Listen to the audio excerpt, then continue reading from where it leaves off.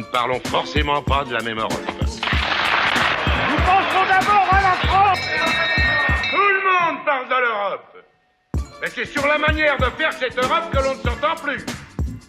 Mais oui, tout le monde parle de l'Europe, mais c'est sur la manière de faire cette Europe que l'on ne s'entend plus. Bonjour et bienvenue à Bruxelles pour ce nouveau numéro de La Faute à l'Europe. Nous sommes au cœur du Parlement européen avec nos invités.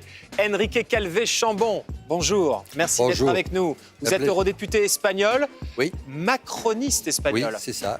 C'est ça. C'est ça, oui, sans l'ombre d'un doute. Il a fait des émules même jusqu'en Espagne. Ah, mais bien sûr. Surtout vu les partis que nous avons en Espagne. Kathyrine Landaburu est également avec nous, correspondante de France 24, et Jean Quatremer, pro-Macron aussi, et de Libération, comme toute la rédaction de Libération d'ailleurs. Non, heureusement, je crois que je fais partie de la minorité quand même. On va le dire. Bonjour La à minorité tous. bruyante. Merci d'être avec nous, la minorité bruyante. Demandez le programme de La Faute à l'Europe. Le discours fleuve et enflammé du président français sur l'Europe a été célébré quasi unanimement. Alors, est-on face à Robert Macron, à Emmanuel Schuman? On va y revenir. Ce sera intéressant de voir ce que vous en avez pensé d'ailleurs en Espagne. À mi-chemin entre Bruxelles et Madrid, eh bien, il y a le Sud-Ouest. Et justement, avec notre partenaire, le quotidien Sud-Ouest, nous allons nous intéresser au glyphosate. Vous savez, ce qu'il y a dans le Roundup, le Roundup.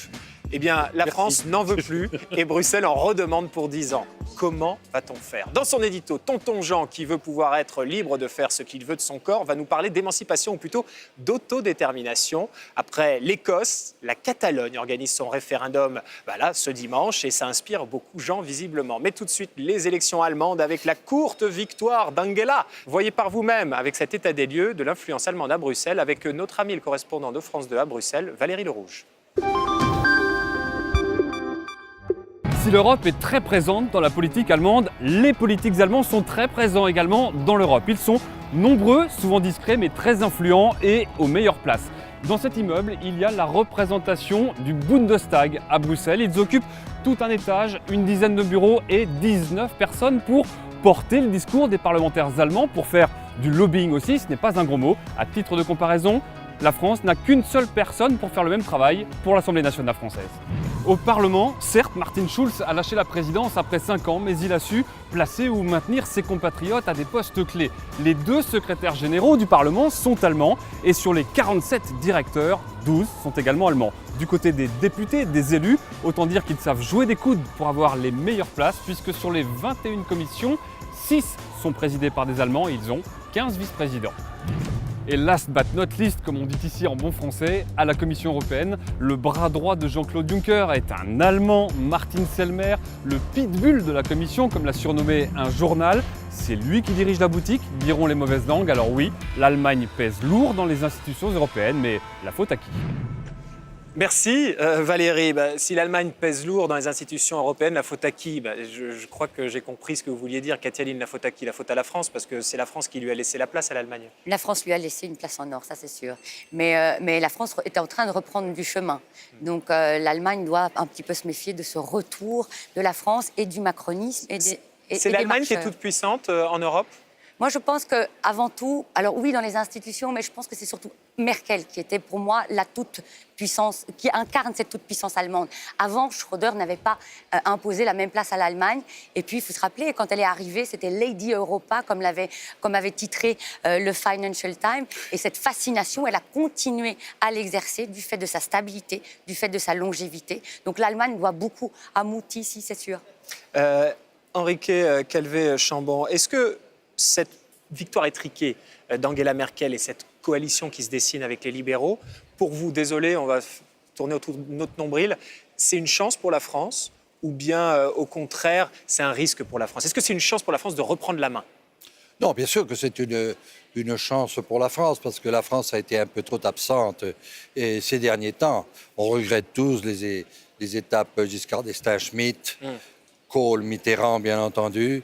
Et nous pourrions maintenant revoir cela avec quelqu'un qui, en France, a, comme on l'a vu, les idées très claires sur l'Europe et veut tirer de la locomotive. Et la marquise des Ganges, qui maintenant va peut-être avoir un peu plus besoin de notre ami Macron pour refaire l'Europe, mais qui a très bien compris après sa visite à M. Trump qu'il n'y avait pas d'autre alternative pour l'Europe que se débrouiller toute seule et par conséquent se renforcer. Donc je pense que nous avons une opportunité maintenant pour l'Europe. Nous l'aurions eu Est-ce peut-être qu'on attend plus... de la France qu'elle... Est-ce que ça, c'est juste un tropisme franco-français ou Oui. bien est-ce qu'on attend, dans un pays comme l'Espagne, de la France qu'elle prenne la main?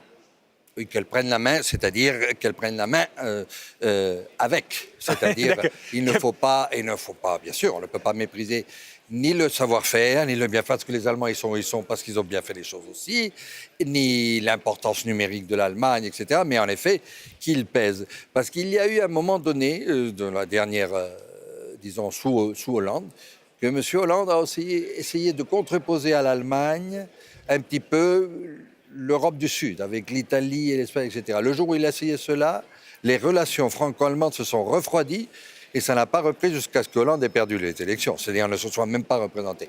Nous avons maintenant la possibilité de reprendre ça un peu mieux. Voilà. Et je pense que la France a sa chance accompagnée. Hein. Il ne faut pas que la France reprenne l'Europe en main, mais il faut que la France soit première de cordée et qu'elle tienne la main à tous les autres et qu'elle les tire vers Non, les cimes. pas première de cordée, c'est-à-dire occupe la place qui est la sienne. Le projet européen s'est construit autour de la réconciliation franco-allemande. Voilà. Géographiquement, diplomatiquement, économiquement, les deux puissances centrales de l'Europe, ça reste la France et l'Allemagne. Mais là, l'Allemagne fragilisée, c'est une chance ou bien du coup Macron ne va pas pouvoir faire ses réformes? Il faut se méfier de ces images journalistiques un peu faciles, c'est de vous l'image qui dites ça. C'est un journaliste qui le dit, hein. Oui, de l'Allemagne fragilisée. Oui, Elle est mais je suis fragilisée. d'accord. Elle sera fragilisée jusqu'au moment où elle aura constitué sa Non, mais si elle coalition. fait une coalition avec des libéraux qui ne veulent pas entendre parler des projets de Macron... Je vous rappelle quand même que elle a gouverné avec les libéraux entre 2009 et 2013, que les libéraux ont sans doute... On en garde des mauvais souvenirs à Voilà. Bruxelles sur la gestion du dossier grec. Sauf que les libéraux, encore une fois, ça montre aussi la méconnaissance qu'ont la plupart des journalistes de ce qui se passe en Allemagne. Les libéraux, depuis 2013, ont profondément changé. C'est-à-dire que les libéraux de 2009-2013 étaient effectivement des eurosceptiques proches de l'europhobie.